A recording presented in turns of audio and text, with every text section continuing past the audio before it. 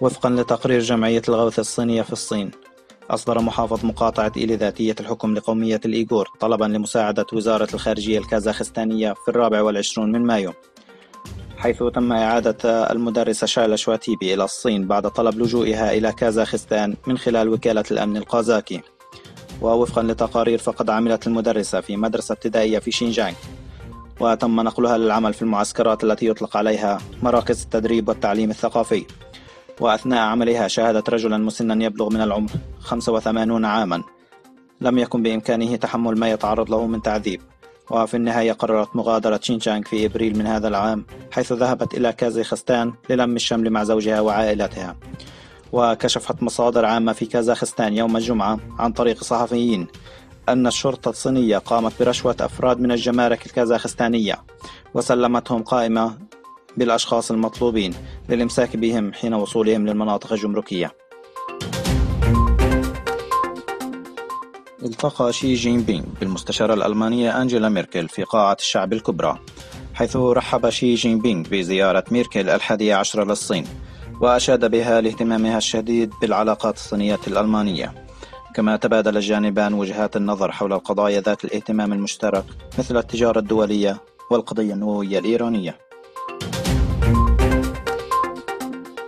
حضر كل من الفرنسي مارك لونغ ورئيس الوزراء الياباني شينزو آبي والمديرة العامة لصندوق النقد الدولي كريستيانا لاغارد في الاجتماع 22 لمنتدى سان بطرسبورغ الاقتصادي الدولي.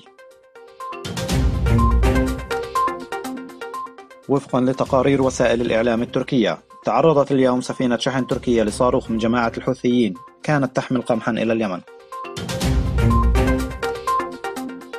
اقترح المرشد الإيراني الأعلى علي خامنئي على الدول الأوروبية 23 شروطا للتوصل إلى اتفاق شامل لقضية إيران النووية، حيث طالب أوروبا بحماية مبيعات النفط الإيرانية من العقوبات الأمريكية وضمان تجارة العراق مع أوروبا.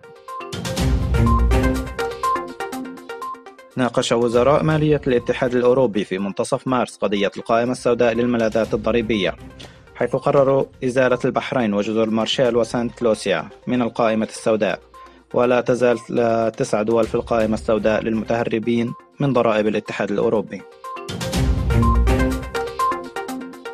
صرح النائب الأمين العام للأمم المتحدة للشؤون الإنسانية مارك لوكر بأن النزاع اليمني يعيق العمل الإنساني بشكل متزايد، وحذر من أن 22 مليون يمني بحاجة إلى المساعدة والحماية، وأن المجاعة قد هددت 8.5 مليون شخص في وقت سابق من هذا العام.